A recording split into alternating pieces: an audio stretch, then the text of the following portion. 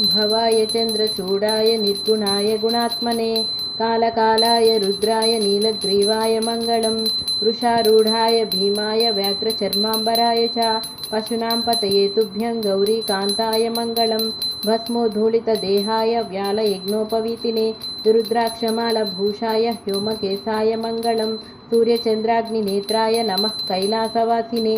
सच्चिदानन्दरूपाय प्रमदेशाय मङ्गलं मृत्युञ्जयाय साम्भाय सृष्टिस्थित्यन्तकारिणे त्र्यम्बकाय शान्ताय त्रिलोकेशाय मङ्गलं गङ्गाधराय सोमाय नमो हरिहरात्मने उग्राय त्रिपुरघ्नाय वासुदेवाय मङ्गलं सद्योजाताय सर्वाय